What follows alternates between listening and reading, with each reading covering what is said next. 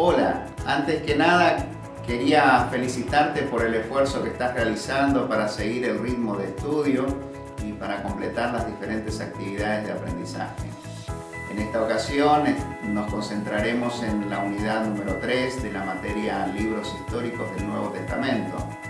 Nos introduciremos al Evangelio de Mateo para considerar diferentes aspectos o aspectos generales del escrito y para hacer un acercamiento más específico al contenido del Evangelio.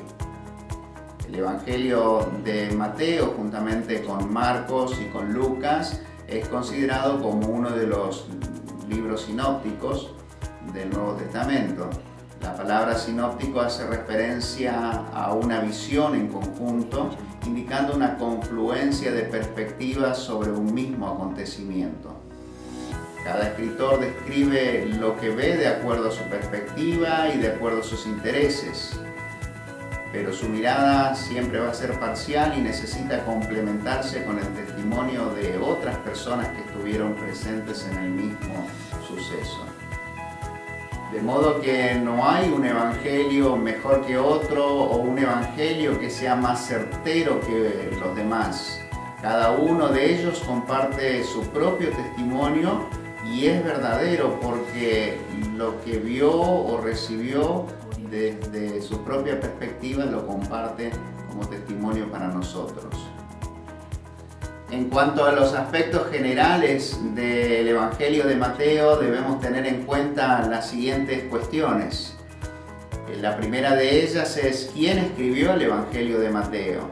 Si bien la autoría final pertenece a Dios por ser quien inspiró las Escrituras, conocer a la persona que Dios utilizó como instrumento para registrar la revelación divina nos ayudará a entender mejor la perspectiva del escritor y su enfoque particular.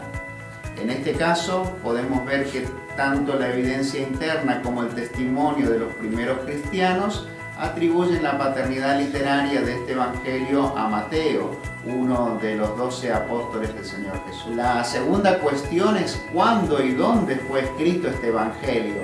Si bien hay algunas dudas con respecto al lugar y a la fecha de escritura, podemos notar que hay un consenso generalizado entre los eruditos sosteniendo que fue escrito en Antioquía de Siria alrededor del año 64 después de Cristo. La tercera cuestión es ¿quiénes son los destinatarios de este evangelio? Tanto el enfoque como el contenido de Mateo indican que él tenía en mente a un auditorio predominantemente judío o judeo-cristiano, y es muy probable que sus destinatarios hayan sido residentes de Palestina. La cuarta cuestión es ¿cuál sería el propósito de este evangelio? El objetivo principal de Mateo es presentar a Jesús como el Mesías Rey que vino a instaurar su reino celestial en esta tierra. Su propósito es demostrar que las profecías mesiánicas se cumplieron en Jesús.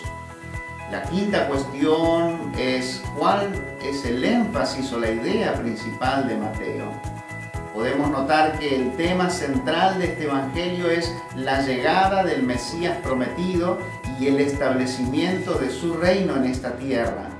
Y el versículo clave es Mateo 21:5, que dice: Decid a la hija de Sión, he aquí tu rey viene a ti, manso y sentado sobre un asna, sobre un pollino, hijo de animal de carga. La sexta cuestión es ¿qué características tiene este evangelio? En primer lugar, podemos ver que Mateo organiza todo su contenido, el contenido de su evangelio, de acuerdo al objetivo que él tiene en mente, que es presentar a Jesús como Mesías. En segundo lugar, podemos notar que Mateo hace abundantes citas del Antiguo Testamento para confirmar que Jesús es el Mesías, y hace más citas que los demás escritos del Nuevo Testamento. Y en tercer lugar, podemos notar que Mateo tiene un enfoque más bien didáctico, poniendo énfasis más en las enseñanzas y en las parábolas que Jesús transmitió a sus discípulos que en los milagros que hizo. En cuanto al contenido de este evangelio, podemos notar dos asuntos importantes. Por un lado, que la estructura de este Evangelio presenta 7 secciones basadas en 5 grandes discursos de Jesús, más una introducción y una conclusión, que sería de la siguiente manera.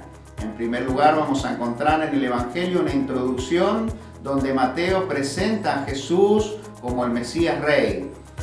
En segundo lugar, vamos a ver el discurso de Jesús sobre el Evangelio del Reino. En tercer lugar, vamos a ver el discurso de Jesús sobre la expansión del reino. En cuarto lugar, vamos a ver el discurso de Jesús sobre las señales y las parábolas relacionadas con el reino. En quinto lugar, vamos a ver el discurso de Jesús sobre la fe y la grandeza del reino de Dios. Y en sexto lugar, vamos a ver la oposición presente y la victoria futura que el reino de Dios enfrenta. Como conclusión, Mateo presenta la muerte y la resurrección de Jesús como el Mesías, levantándose con poder y autoridad sobre la muerte.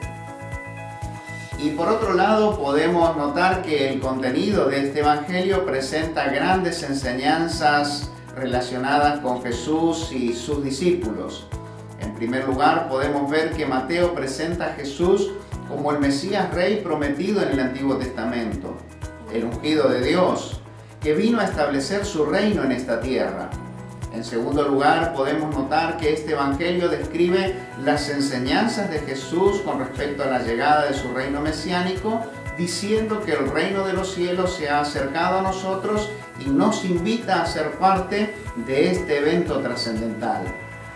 En tercer lugar, podemos ver que este Evangelio enseña que Jesús fue totalmente rechazado por su pueblo y por ende su reino mesiánico abrió sus puertas a todas las naciones, ofreciendo la posibilidad a todas las personas a entrar dentro del reino de Dios. En cuarto lugar, podemos notar que el Evangelio de Mateo presenta a la iglesia como parte del plan de Dios y como llamada a ser la comunidad del reino mesiánico en esta tierra, el nuevo Israel. En quinto lugar, podemos notar que este Evangelio manifiesta un llamado a formar parte de la gran familia de Dios y para ello utiliza un lenguaje familiar muy descriptivo, mencionando constantemente las referencias de padre, de hijo, de hermano, para describir la relación que existe entre Dios y su pueblo. Y en sexto lugar, el Evangelio de Mateo describe la tarea de los discípulos y por ende la tarea de la iglesia como una continuación de la obra que Jesús había comenzado, llamándonos a hacer lo mismo que Él hacía, a predicar el mismo mensaje que Él predicaba y a enseñar las mismas enseñanzas que Él transmitía. Y para finalizar nuestro estudio te dejamos algunos desafíos hermenéuticos, proponiéndote la posibilidad de profundizar en la investigación bíblica y descubrir el significado correcto de estos pasajes difíciles. Para ello incluimos en el material una descripción general acerca de algunas interpretaciones equivocadas que se han hecho y una orientación general acerca del enfoque correcto de interpretación.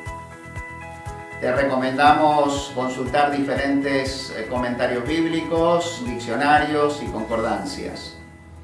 Por nuestra parte queremos alentarte a seguir avanzando en tu formación bíblica, dedicándole el tiempo necesario para realizar las lecturas correspondientes y para responder a las consignas propuestas en la plataforma. Nuestro deseo es que el Señor te fortalezca, te ilumine y te guíe en todo este proceso.